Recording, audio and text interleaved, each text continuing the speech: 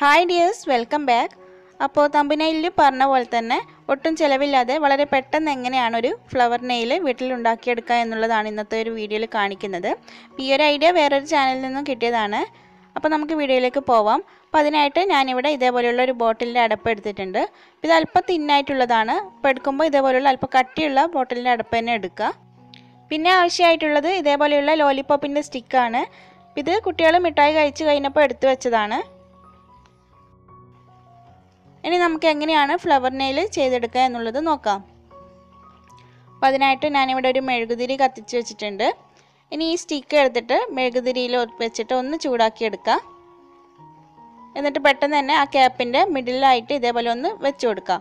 അപ്പോൾ ഇങ്ങനെ വെച്ച് കൊടുക്കുമ്പോൾ കൂടുതൽ പ്രസ് ചെയ്തിട്ടൊന്നും വെച്ച് കൊടുക്കരുത്. അപ്പോൾ അത് ഹോൾസായിട്ട് അപ്പുറത്തേക്ക് അങ്ങ് വരും.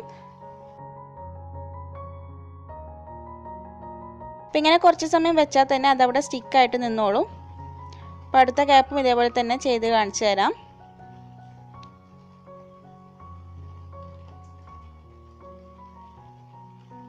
ഇത്രയേ ഉള്ളൂ. നമ്മുടെ ഫ്ലവർ നെയിൽ ഇവിടെ റെഡി ആയിട്ടുണ്ട്. അപ്പോൾ ഇതേപോലെ ഏത് സൈസിലുള്ള അടപ്പിലും ചെയ്തെടുക്കാൻ വേണ്ടി പറ്റും. ഇനി എങ്ങനെയാണ് ഇതിൽ ഫ്ലവർ ചെയ്തെടുക്കുക എന്നുള്ളത് നോക്കാം.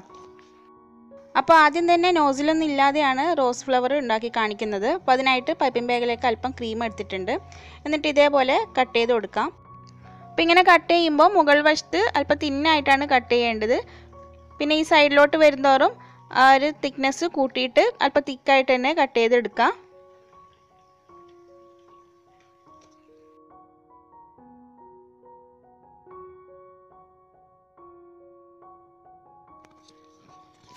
ഇനി എങ്ങനെയാണ് ഫ്ലവർ ചെയ്യാമെന്ന് നോക്കാം. അപ്പോൾ ആദ്യം ഈ ഒരു നെയിലിൽ അല്പം ക്രീം ഇതേപോലെ ആക്കി കൊടുക്കുന്നുണ്ട്. അപ്പോൾ ഫ്ലവർ ചെയ്യുമ്പോൾ തിന്നായിട്ടുള്ള ഭാഗമാണ് മുകൾ വശത്തായിട്ട് വരേണ്ടത്. എന്നിട്ട് ഇതേപോലെ ഒന്ന് റൊട്ടേറ്റ് ചെയ്ത് കൊടുക്കാം. അപ്പോൾ പൈപ്പിംഗ് ബാഗിൻ്റെ പുറത്തേക്ക് ക്രീം ആയിട്ടുണ്ടെങ്കിൽ അതൊന്ന് ക്ലിയർ ചെയ്തിട്ട് വേണം അടുത്ത പെറ്റൽ വരച്ചു കൊടുക്കാൻ വേണ്ടിയിട്ട്.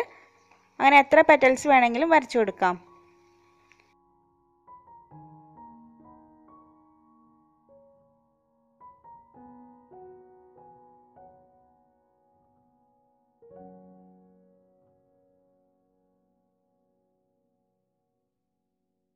അപ്പോൾ നോസിലൊന്നും ഇല്ലാതെ ഫ്ലവർ ഇതേപോലെ ചെയ്തെടുക്കുമ്പോൾ ആദ്യത്തെ തവണ തന്നെ ശരിയായി കിട്ടണമെന്നില്ല. അപ്പോൾ പൈപ്പിംഗ് ബാഗ് കട്ട് ചെയ്യുന്ന രീതി ഒന്ന് ശ്രദ്ധിച്ചാൽ മതി. അപ്പോൾ കുറേ പ്രാവശ്യം ഇത് ട്രൈ ചെയ്ത് നോക്കിക്കഴിഞ്ഞാൽ നമുക്ക് പെർഫെക്റ്റ് ആയിട്ട് തന്നെ റോസ് ഫ്ലവർ നോസിലൊന്നും ഇല്ലാതെ തന്നെ ചെയ്തെടുക്കാൻ വേണ്ടി പറ്റും.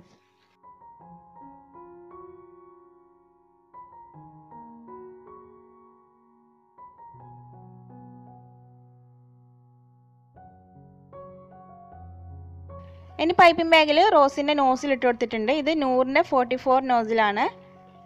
അപ്പോൾ അത് വെച്ചിട്ടും ഇതേപോലെ തന്നെ ഈ ഒരു നെയിൽ പെർഫെക്റ്റ് ആയിട്ട് തന്നെ നമുക്ക് റോസ് ഫ്ലവർ ചെയ്തെടുക്കാൻ വേണ്ടി പറ്റും.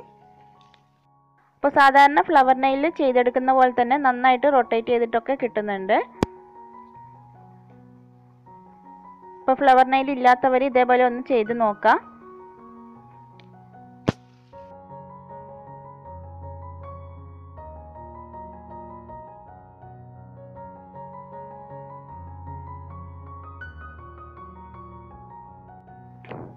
ഇത് നല്ല സ്റ്റിക്കായിട്ട് തന്നെയാണ് ഇരിക്കുക. അത്ര പെട്ടെന്നൊന്നും ഇത് ഇളകി വരില്ല.